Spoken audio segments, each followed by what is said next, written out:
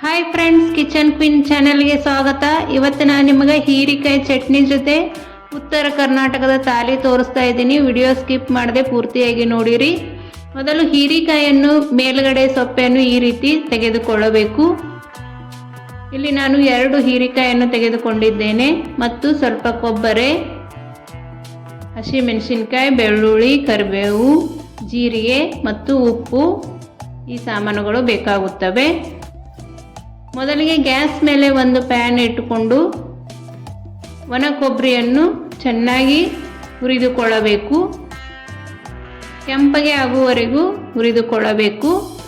Video ಪೂರ್ತಿಯಾಗಿ ನೋಡಿರಿ. ಉತ್ತರ ಕರ್ನಾಟಕದ ತಾಲಿ ತೋರಿಸ್ತಾ ಇದ್ದೀನಿ.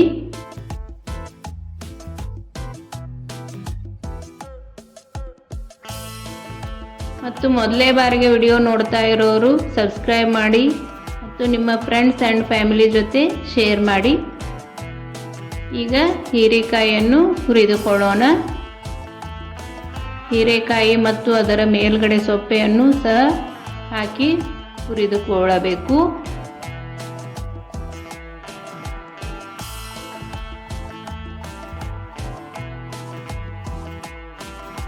ಈಗ 1 ಸ್ಪೂನ್ ಆಯಿಲ್ ಹಾಕಿ ಚೆನ್ನಾಗಿ ಹುರಿದುಕೊಳ್ಳಬೇಕು.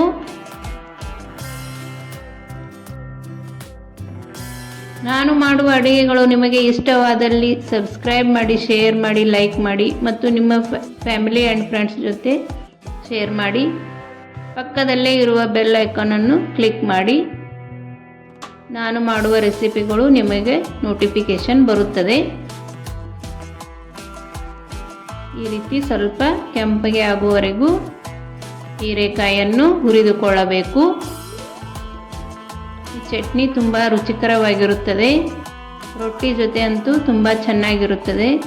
ಒಂದು ಸಲ ಟ್ರೈ ಮಾಡಿ ನೋಡಿ, ಹೇಗೆ ಬಂತು ಅಂತ ನನಗೆ ಕಮೆಂಟ್ ಮಾಡಿರಿ. ಇಷ್ಟು ಕೆಂಪಗೆ ಆದರೆ ಸಾಕು. ಈಗ ಒಂದು ಮಿಕ್ಸಿ ಜಾರನ್ನು ತೆಗೆದುಕೊಂಡು ಅದಕ್ಕೆ ಹುರಿದುಕೊಂಡಿರುವ ಒಣ ಕೊಬ್ಬರಿಯನ್ನು ಹಾಕಿಕೊಳ್ಳಬೇಕು.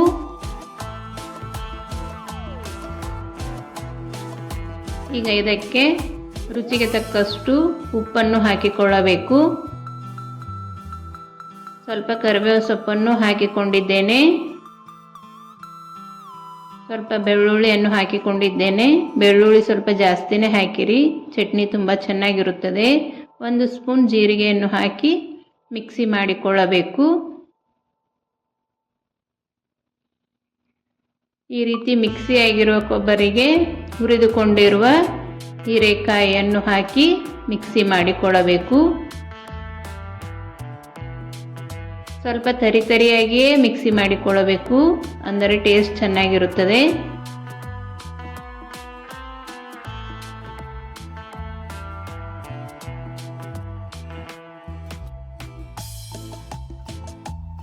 ಈಗ ಹೀರೆಕಾಯಿ ಚಟ್ನಿ ರೆಡಿ ಆಯಿತು. ಈಗ ಉತ್ತರ ಕರ್ನಾಟಕದ ತಾಲಿ ತೋರಿಸ್ತಾ ಇದ್ದೀನಿ.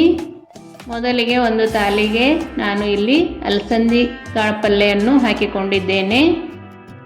ಈಗ ಮಾಡಿರುವ ಹೀರೆಕಾಯಿ ಚಟ್ನಿ ಹಾಕಿಕೊಂಡಿದ್ದೇನೆ.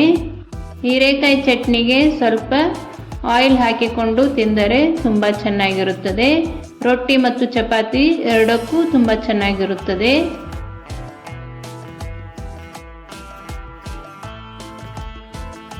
ಈಗ ಮೆಂತೆ ಪಲ್ಯ ಹೇಗೆ ಮಾಡೋದು ಅಂತ ನನ್ನ ಚಾನಲ್ನಲ್ಲಿದೆ, ಹೋಗಿ ನೋಡಿಕೊಳ್ಳಿರಿ. ಮತ್ತು ಸಾಂಬಾರ್, ರೊಟ್ಟಿ ಮಾಡುವ ರೆಸಿಪಿನೂ ನನ್ನ ಚಾನಲ್ನಲ್ಲಿದೆ, ಹೇಗೆ ಮಾಡೋದು ಅಂತ ನೋಡಿಕೊಳ್ಳಿರಿ. ಸಾಂಬಾರ್ ಅನೇಕ ಥರದ ಸಾಂಬಾರುಗಳನ್ನು ಮಾಡಿದ್ದೇನೆ. ನನ್ನ ಚಾನಲ್ ಒಂದು ಸಲ ಚೆಕ್ ಮಾಡಿರಿ. ಮೊಸರು ಮತ್ತು ಶೇಂಗಾ ಚಟ್ನಿ ಇರದೇ ಇದ್ದರೆ ಉತ್ತರ ಕರ್ನಾಟಕದ ತಾಲಿ ಪೂರ್ಣ ಆಗೋದಿಲ್ಲ. ಈಗ ಸಲಾಡ್, ಮೂಲಂಗಿ, ಸೌತೆಕಾಯಿ ಮತ್ತು ಈರುಳ್ಳಿ. ಈಗ ಉತ್ತರ ಕರ್ನಾಟಕದ ತಾಲಿ ರೆಡಿ ಆಯಿತು.